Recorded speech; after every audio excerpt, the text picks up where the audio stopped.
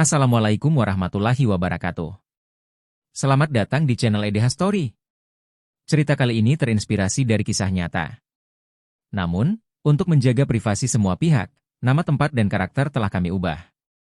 Jika terdapat kesamaan dengan kejadian atau tokoh tertentu, hal tersebut hanyalah kebetulan semata.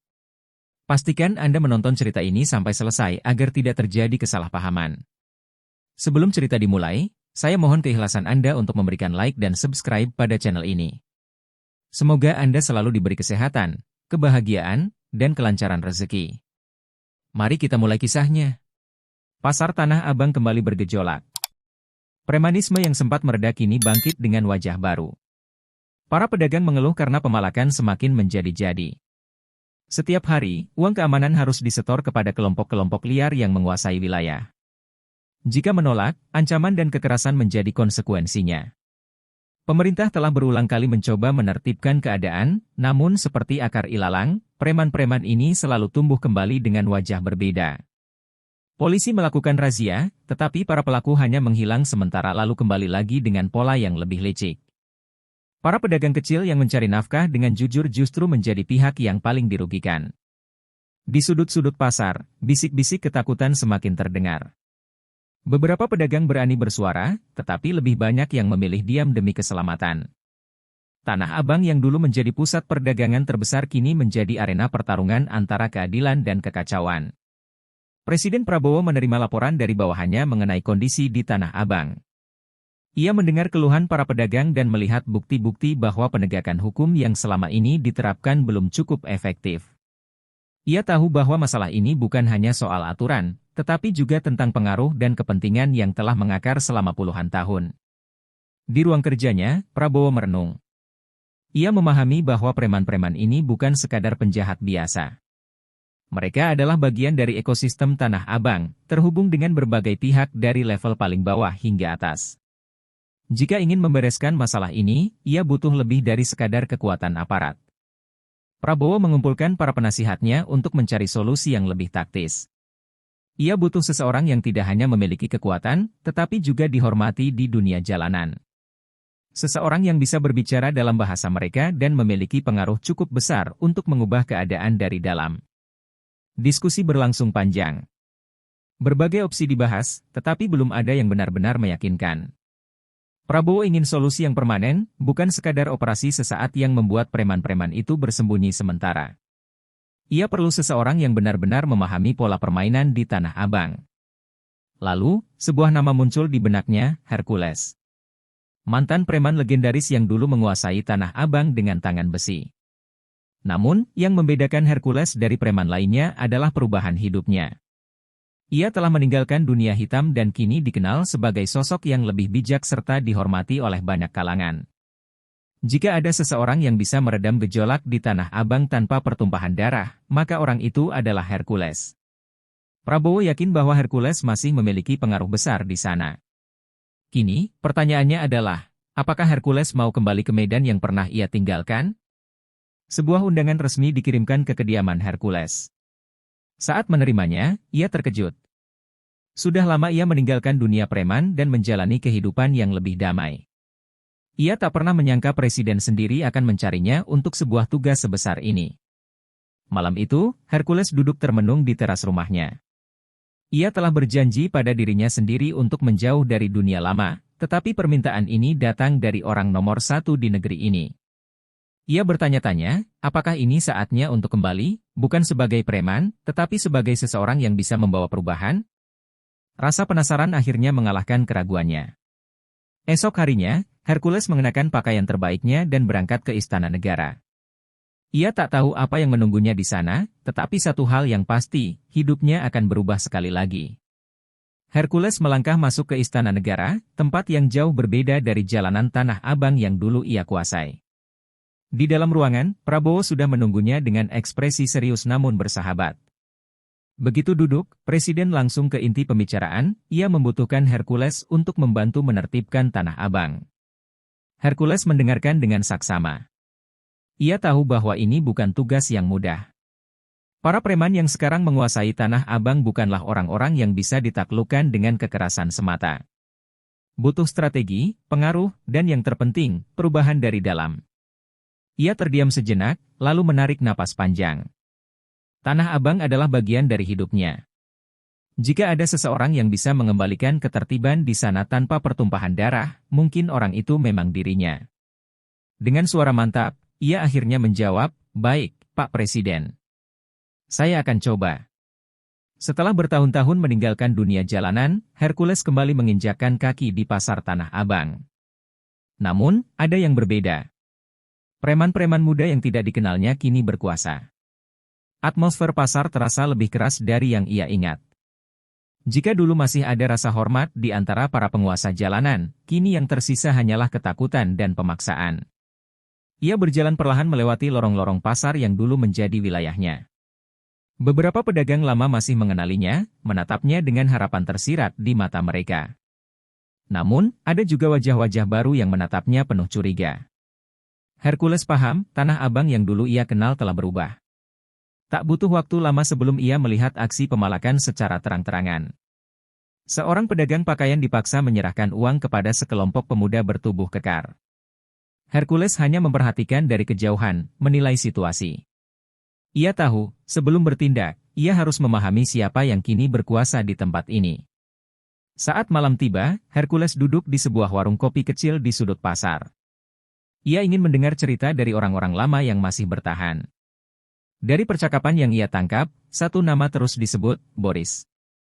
Mantan anak buahnya yang dulu hanya seorang eksekutor di lapangan, kini menjadi penguasa baru Tanah Abang. Boris bukan seperti dirinya. Jika dulu Hercules memimpin dengan karisma dan aturan yang jelas, Boris lebih kejam dan tidak mengenal batas. Ia tidak hanya memeras para pedagang, tetapi juga menindas preman-preman kecil yang tidak mau tunduk padanya. Tak heran jika suasana pasar semakin mencekam. Hercules menghela napas panjang. Ia tidak terkejut bahwa seseorang seperti Boris akhirnya naik ke puncak, tetapi ia tidak menyangka metodenya begitu brutal. Satu hal yang pasti, Boris pasti akan mendengar kabar tentang kepulangannya dalam waktu dekat. Di tengah malam, seorang pria mendekati Hercules. Wajahnya sudah berkerut, tetapi sorot matanya masih tajam. Itu adalah Ucup, salah satu teman lamanya yang masih bertahan di Tanah Abang. Ia duduk di sebelah Hercules, menyeruput kopi tanpa berkata apa-apa selama beberapa saat. "Lo balik, Bang, tapi ini bukan Tanah Abang yang dulu," kata Ucup akhirnya.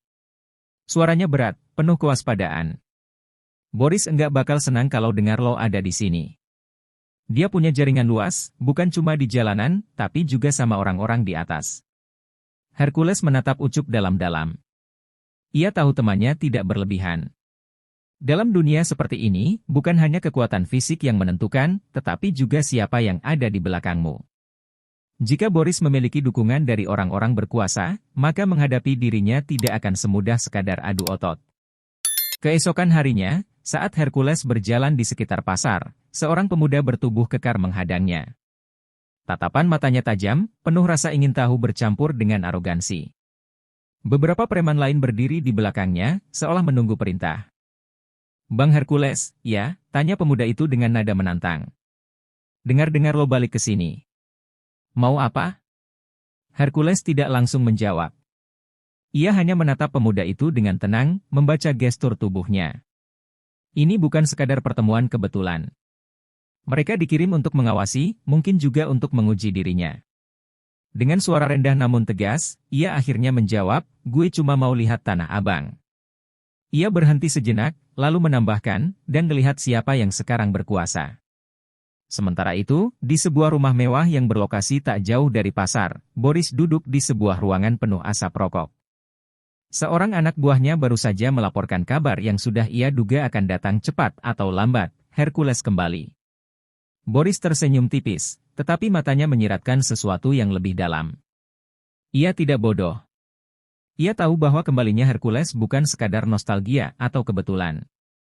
Orang seperti mantan mentornya itu tidak akan kembali jika tidak ada tujuan tertentu. Dari dulu dia terlalu banyak aturan, gumam Boris pelan. Ia kemudian menatap anak buahnya dan berkata dengan nada dingin, "Awasi dia. Kalau perlu, kasih tahu dia kalau Tanah Abang bukan tempatnya lagi." Hercules tahu bahwa konflik terbuka bukanlah pilihan terbaik saat ini. Ia butuh cara lain untuk menilai Boris, untuk melihat apakah ada peluang bagi Tanah Abang kembali ke tangan yang lebih baik. Dengan bantuan Ucup, ia mengirimkan pesan singkat, ajakan bertemu di sebuah kafe kecil di pinggiran pasar.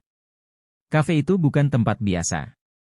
Dulu, saat Hercules masih berkuasa, tempat ini sering digunakan untuk pertemuan penting di antara para pemegang kendali Tanah Abang. Tidak ada mata-mata, tidak ada senjata, hanya percakapan. Jika Boris menerima undangan ini, itu berarti masih ada celah untuk negosiasi. Jika tidak, maka Hercules tahu apa yang harus ia lakukan selanjutnya. Pesan itu dikirim, dan kini yang tersisa hanyalah menunggu. Hercules menatap gelas kopinya yang mulai mendingin. Ia tidak tahu apakah Boris akan datang sendiri atau mengirim anak buahnya sebagai peringatan. Tapi satu hal yang pasti, malam ini akan menentukan langkah berikutnya. Boris tiba tepat waktu. Ia datang sendirian, tanpa anak buah, menunjukkan bahwa ia setidaknya menghormati aturan tak tertulis di tempat ini. Ia duduk di hadapan Hercules dengan ekspresi santai, tetapi sorot matanya tajam. "Jadi lo balik ke sini buat nostalgia?" tanya Boris dengan nada meremehkan. "Atau lo pikir masih bisa ngatur Tanah Abang kayak dulu?" Hercules tidak terpancing. Dengan tenang, ia menjelaskan bahwa ia tidak tertarik merebut kembali kekuasaan. Ia hanya ingin Tanah Abang dikelola dengan lebih baik, tanpa pemerasan brutal dan kekerasan tak perlu. "Lo bisa tetap berkuasa," katanya, "tapi lo bisa lakuin dengan cara yang lebih bermartabat." Boris tertawa pendek. "Zaman udah berubah, Bang. Kalau lo masih percaya bisa atur semuanya pakai aturan lama, lo bakal kalah. Sekarang yang kuat yang menang, bukan yang dihormati." Percakapan mereka berlanjut, tetapi Hercules mulai menyadari bahwa Boris tidak akan berubah. Ia telah terlalu dalam permainan kekuasaan baru ini, satu di mana rasa takut adalah mata uang utama. "Ane respek sama lo, Bang," ujar Boris akhirnya, suaranya lebih rendah tetapi tajam. "Tapi Tanah Abang sekarang bukan tempat buat orang kayak lo. Lo bisa pergi dengan tenang, atau..." Ia tidak menyelesaikan kalimatnya, tetapi maknanya jelas. Hercules hanya tersenyum tipis. Ia sudah mendengar ancaman yang jauh lebih buruk dalam hidupnya. Namun, yang lebih penting dari ancaman itu adalah fakta bahwa Boris kini menganggapnya sebagai ancaman juga. "Aku kasih lo waktu buat mikir, Bang," lanjut Boris. "Pergi sebelum semuanya jadi lebih rumit." Hercules mengangguk pelan, lalu berdiri. "Kita lihat nanti," jawabnya sebelum meninggalkan kafe. Malam itu, Hercules kembali ke warung kopi Ucup untuk menenangkan pikirannya. Namun, ia tidak sendirian lama. Sekelompok preman datang, duduk di meja seberangnya, dan mulai berbicara dengan suara yang cukup keras untuk ia dengar. "Orang tua kayak dia harusnya tahu diri," kata salah satu dari mereka, menatap ke arah Hercules dengan seringai. "Tanah Abang bukan buat orang yang udah lewat masanya."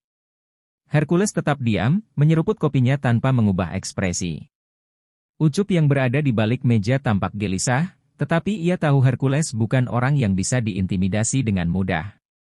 Akhirnya, salah satu preman berdiri dan berjalan mendekati meja Hercules.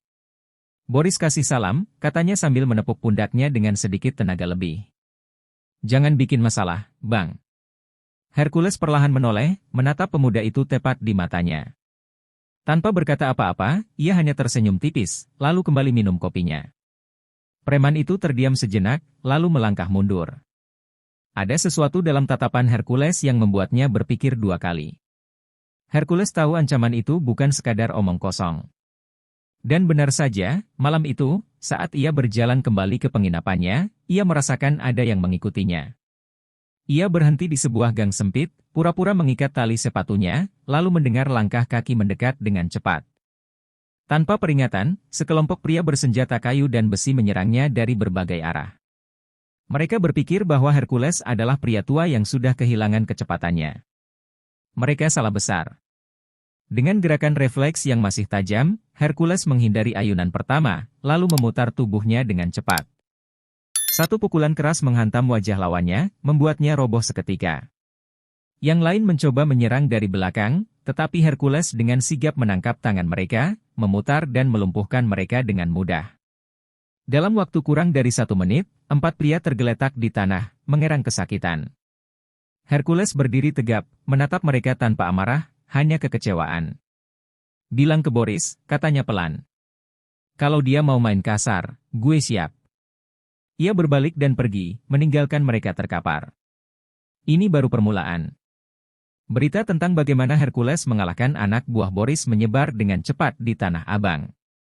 Dalam waktu semalam, pasar dipenuhi bisik-bisik tentang kembalinya legenda yang selama ini dianggap sudah selesai. Para pedagang yang selama ini hidup dalam ketakutan mulai merasa ada harapan, sementara para preman muda yang bekerja untuk Boris mulai ragu. Kalau Hercules masih sehebat dulu, gimana kalau dia beneran mau ngerebut Tanah Abang? Tanya salah satu preman kepada temannya. Kegelisahan mulai merayap ke dalam kelompok Boris. Mereka tahu betul bahwa Hercules bukan sekadar petarung, tetapi juga pemimpin yang dihormati. Di sisi lain, Boris tetap berusaha menunjukkan ketenangan. Ia menertawakan cerita itu, menyebutnya sebagai sekadar keberuntungan orang tua. Namun, jauh di dalam pikirannya, ia tahu bahwa kehadiran Hercules bukan hal yang bisa dianggap remeh. Hercules sadar bahwa pertempuran ini bukan hanya soal adu fisik. Jika ia hanya mengandalkan kekuatan, ia dan orang-orang yang mendukungnya akan terjebak dalam perang tanpa akhir. Ia butuh strategi yang lebih cerdas, cara untuk menggoyahkan Boris dari dalam. Ia mulai mengumpulkan informasi dari para pedagang, preman tua, dan orang-orang yang dulu setia padanya. Ia ingin tahu siapa saja yang masih mendukung Boris dan siapa yang hanya tunduk karena takut. Perlahan, ia merancang langkah-langkah untuk melemahkan Boris tanpa harus mengangkat senjata lebih dulu. Kalau kita potong sumber kekuatan dia bakal runtuh sendiri, kata Hercules kepada Ucup. Boris bukan pemimpin sejati. Dia berkuasa karena uang, bukan karena loyalitas. Dengan informasi yang ia kumpulkan, Hercules mulai memahami bahwa kekuatan Boris bertumpu pada 3 hal utama, perjudian ilegal, pemalakan pedagang, dan penyelundupan barang. Jika ia bisa melemahkan salah satu atau bahkan ketiganya, Boris akan kehilangan pegangan. Bersama Ucup dan beberapa orang kepercayaannya, Hercules mulai bergerak secara diam-diam. Mereka menyebarkan pesan kepada para pedagang untuk mulai melawan pemalakan, sedikit demi sedikit. Uang perlindungan yang biasa diberikan mulai tersendat, membuat anak buah Boris mulai kehilangan pemasukan. Tak hanya itu, Hercules juga mulai mencari cara untuk mengacaukan jaringan perjudian Boris. Ia menghubungi beberapa preman lama yang kini bekerja sebagai pengelola tempat judi dan menawarkan mereka perlindungan dengan syarat mereka keluar dari bisnis Boris. Beberapa mulai mempertimbangkan tawaran itu. Dengan semakin banyaknya orang yang merasakan dampak positif dari aksinya, Hercules mulai menarik lebih banyak dukungan. Para preman kecil yang selama ini hanya diperas oleh Boris mulai mendekatinya. Pedagang yang dulu tak berani melawan kini mulai berani berbicara. Hercules bukan cuma mau ngerebut Tanah Abang, bisik salah satu preman kepada temannya. Dia mau balikin keseimbangan. Hercules tahu bahwa ia tidak bisa bergerak sendirian. Ia mulai membangun tim kecil, bukan hanya orang-orang yang bisa bertarung, tetapi juga mereka yang bisa mengumpulkan informasi, menyebarkan pesan, dan mengatur strategi. Boris mungkin punya kekuatan besar, tapi ia dikelilingi oleh orang-orang yang bekerja untuk uang, bukan karena loyalitas. Saat bisnis ilegalnya mulai terganggu, Boris mulai kehilangan kesabaran. Ia mulai melihat bahwa pemasukan dari pemalakan berkurang, beberapa tempat judinya mulai sepi, dan ada desas-desus bahwa beberapa anak buahnya mulai meragukannya. Kalian ini kerja apa? Bentaknya kepada orang-orang kepercayaannya. Kenapa tiba-tiba banyak yang berani ngelawan? Salah satu anak buahnya mencoba menenangkan, tapi Boris semakin paranoid. Ia mulai mencurigai ada pengkhianat di dalam kelompoknya. Dengan tekanan yang semakin besar, Boris tahu ia harus bertindak sebelum semuanya lepas kendali. Kalau Hercules mau main kotor, katanya dengan nada dingin, gue bakal kasih dia peringatan yang gak bakal dia lupain. Boris akhirnya sampai pada satu kesimpulan, selama Hercules masih ada, ia tidak akan bisa mempertahankan kekuasaannya. Semua cara halus telah gagal, bisnisnya mulai goyah, dan loyalitas anak buahnya semakin rapuh. Ia memutuskan untuk mengakhiri segalanya dengan cara lamanya, kekerasan. Malam itu, ia mengumpulkan seluruh anak buahnya. Besok kita habisin dia, katanya dingin. Tanah Abang bukan buat orang yang udah habis masanya. Tak ada yang berani membantah. Walaupun sebagian dari mereka mulai ragu dengan Boris, ketakutan masih cukup untuk membuat mereka patuh. Di sisi lain, Hercules sudah bisa membaca langkah Boris. Ia tahu konfrontasi terbuka tak bisa dihindari. Namun, ia juga tahu satu hal, banyak orang yang sebenarnya ingin melihat Boris tumbang. Ia hanya perlu memastikan bahwa mereka punya keberanian untuk mengambil sikap. Pagi itu, Tanah Abang berubah menjadi medan pertempuran. Anak buah Boris menyebar di sudut-sudut pasar, bersiap menangkap atau membunuh Hercules. Namun, saat mereka bergerak, sesuatu yang tidak mereka duga terjadi, banyak dari mereka mulai berbalik arah. Hercules benar, kata seorang preman senior kepada rekannya. Boris cuma pakai kita buat keuntungan dia sendiri. Dalam hitungan jam, sebagian besar anak buah Boris membelot atau memilih mundur. Namun, Boris tidak menyerah. Dengan sisa loyalisnya, ia mencoba mempertahankan kekuasaannya dengan brutal. Pertempuran kecil pecah di beberapa titik, tapi dengan semakin banyaknya orang yang berani melawan, Boris semakin terdesak. Di tengah kekacauan, aparat keamanan yang telah lama mengawasi situasi akhirnya turun tangan. Dengan informasi yang didapat dari orang-orang Hercules, mereka melakukan operasi besar untuk menangkap Boris dan para anak buahnya yang masih bertahan. Boris mencoba melarikan diri, tetapi Tanah Abang bukan lagi tempat yang aman baginya. Tidak ada lagi orang yang mau menyembunyikannya, tidak ada lagi anak buah yang mau melindunginya. Akhirnya, ia ditangkap di sebuah gudang tua, sendirian dan putus asa. Kekuasaan gelapnya di Tanah Abang berakhir. Dengan hilangnya Boris, Tanah Abang perlahan kembali tertib. Pemalakan berhenti, perjudian liar berkurang, dan pedagang bisa bernapas lega. Hercules tidak mengambil alih kekuasaan, karena ia tahu bahwa kekuasaan bukanlah tujuan akhirnya. Sebagai gantinya, ia membantu membangun sistem baru, sebuah keseimbangan di mana tidak ada lagi satu pihak yang menguasai segalanya dengan ketakutan. Preman yang masih bertahan diarahkan ke jalan yang lebih baik, sementara aparat dan pedagang mulai bekerja sama untuk menjaga ketertiban. Untuk pertama kalinya dalam waktu yang lama, Tanah Abang terasa lebih damai. Hercules tahu bahwa tugasnya sudah selesai. Tanah Abang tidak lagi membutuhkan sosok sepertinya untuk menjaga keseimbangan. Ia tidak ingin kembali ke dunia yang dulu ia tinggalkan. Setelah memastikan semuanya berjalan dengan baik, ia berpamitan kepada Ucup dan orang-orang yang telah membantunya. Gue cuma mampir, katanya dengan senyum tipis. Sekarang giliran kalian yang jaga tempat ini. Dengan langkah mantap, ia meninggalkan Tanah Abang, kali ini bukan karena terpaksa, tetapi karena memang sudah waktunya. Ia tahu, di luar sana masih ada banyak tempat yang membutuhkan perubahan, dan mungkin, suatu hari nanti, ia akan kembali untuk membantu mereka yang membutuhkan.